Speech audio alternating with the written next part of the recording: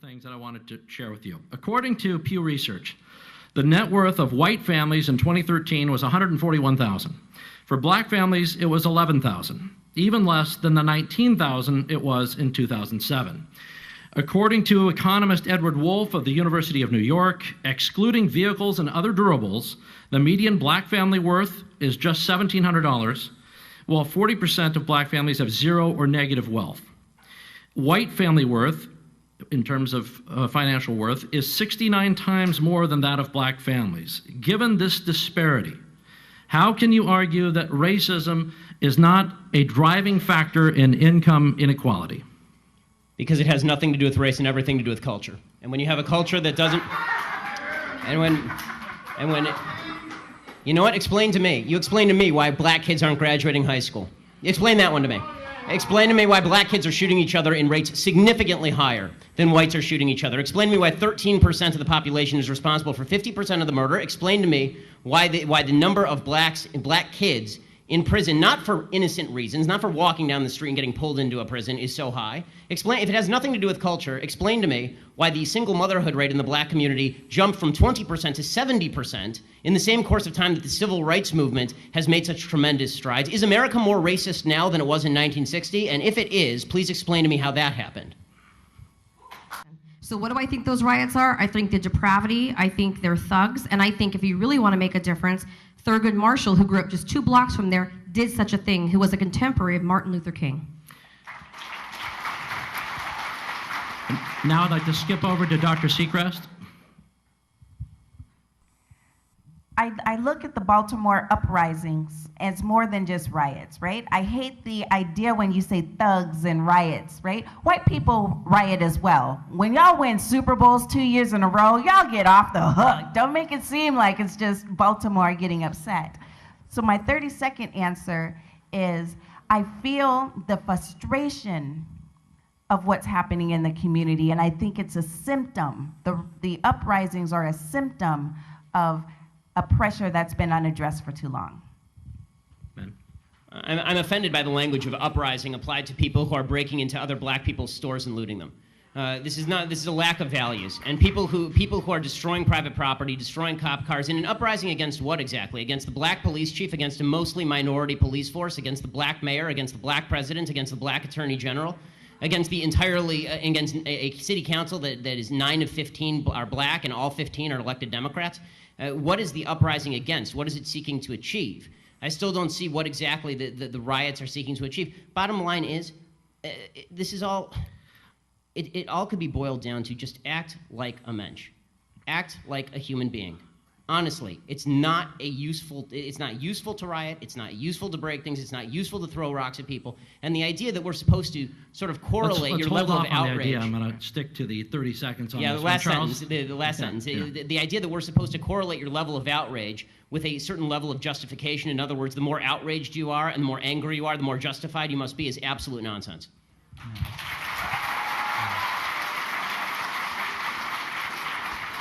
Then, since the issue of disparity has come up a number of times, when does disparity not indicate racism?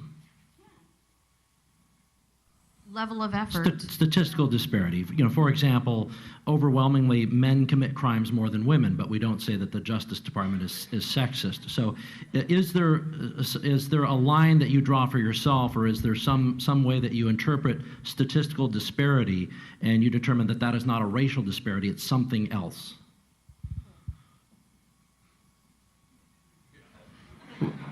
Well, we can return to it. That's okay too. Ben, do you want to? Yes. It's called evidence of racism. When there is no evidence of racism, it's probably not racism. When there is actual evidence of racism, it's probably racism. And the fact that everybody jumps from there's inequality and therefore there is inequity, just because there's inequality does not mean there was inequity. But there has to be racism. You can't say there's no racism. Without evidence?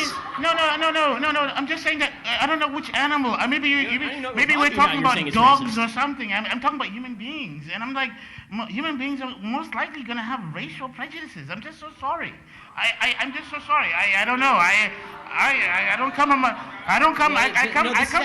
from planet Earth. Charles, I want to ask you a question. So your default is that when there is no evidence, racism is the deciding factor. That is your No, default. no, no, I was not saying that. I'm just saying that you're going to have sexists, you're going to have racists, you're going to have all this stuff. I mean, I'm just saying that. I agree it exists, but the problem that I'm seeing, and this is the problem with the general conversation, is that there's no solution in simply saying there's racism out there. How does that solve anything? I mean, when you talk about there's institutional racism, what does that mean? Show me a law that is racist in intent, and we will agree. Show me a police officer who commits a racist act, like we saw in South Carolina, right, where a police officer shot a black man running away, and it was obviously unjustified, and I will agree. But you need, the idea that you can craft a narrative based on no racism because it just must be somewhere out there in the ether, that doesn't solve problems for anybody and creates more problems for people because now they grow up in a milieu and an environment where they are told that every obstacle they face is from some shadowy, nameless, faceless group who is out to get them simply because of the color of their skin. They'll never succeed in that environment.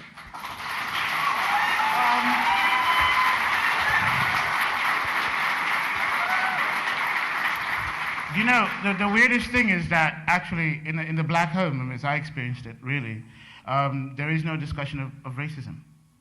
Racism actually is a discussion that you actually come out and you face in the public because it's a real thing that you have to actually expect. I mean, you're silly and you're foolish if you don't really think that that's going to be there and encountered in the real world. I'm sorry, this is just a fact of life. But if I'm at home and having dinner with my father or whatever, we don't go, oh my God, this society is so racist as I'm eating my steak, and you know what I mean? Oh, goodness gracious. Oh, I can't bear it. My black skin's causing. I mean, no, we don't talk like that. Actually, we don't talk like that. We talk about, my God, Aunt, what's her name? Oh my God, she's got to take some pills because she's off the register. I mean, it's just like, these are the conversations we have at home.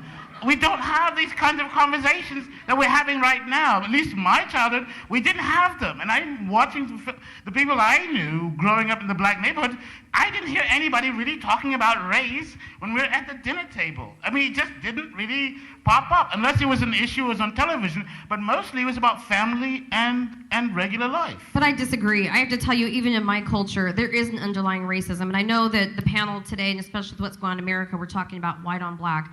But I cannot wake up in the morning and not think about, intercultural racism, okay? I'm not Mexican enough. Why? Because I'm articulate and because I have straight hair and I can wear high heels. I don't have a tattoo on my neck. Yes, there is a huge problem with racism no matter if you're light-skinned or dark-skinned. Absolutely, there is intercultural racism. It's absolutely underlying. And why you may not talk about it, your grandmother will have the favorite grandkid if she's the lightest one with the good hair. That becomes the favorite grandkid in our culture. And that's, unfortunately, even within our own cultures, we tend to look upon, the color of each other's skin and how much education we have. And if my uncle has done time in jail, which, he has, then he becomes more Mexican than I am. What is up with that? I mean, it's sad, but it's true. It's absolutely true. It's like I can't eat spicy picante sauce, so I'm not Mexican enough.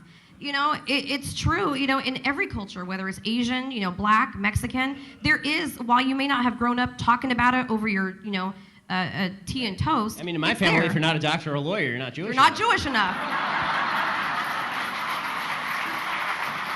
It's true. That part is true. This entire time, I've been trying to think about your initial question about disparities. Are they automatically tied to race? And at first, I think all of us were stumped because we were trying to think of the instances. I do agree that they are separate, that they don't necessarily correlate within itself. There are disparities. NAACP, we are the experts inside of the nation of bringing in the racial lens for all of the work. No, they're not necessarily going hand in hand, or they're not necessarily tied to each other. So that's how I would answer it. No, they don't have to go together. My job as a civil rights attorney is to be able to make you see race at every given opportunity, but no, it's not present in each and every single disparity. To your second... What are the standards? What are the standards, the difference? I mean, you said that you want people to see race in every single issue. Where it's present. Where it's present. Okay, so for instance, if we're talking... What's your standard as to where it's present? Absolutely. What's my... take something as simple as if we're talking about a disparity, say men and women. My job would be to show what does that look like when you have women from a different group, communities of color? What does it look like when we're talking about a woman who's working or stuck in a minimum wage job, not as a starter, but for her career? Right. No, I guess the what does question that I'm look asking like? more And so specifically. we bring in the racial dynamic of Right. how that affects. No, I understand that. The question that I'm asking is, when do you decide something racist has occurred? Racist? Yes. When can you decide that an act of racism has occurred? Because if you have just a statistical disparity, has an act of racism automatically occurred? That was David's basic question, I think. Right. There's obviously there might be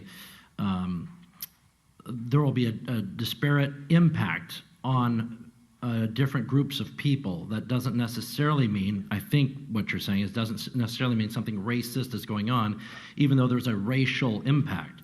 So the question was about, where do you draw the line between something that might have a racial impact but is not inherently racist? Yeah. Let me move on.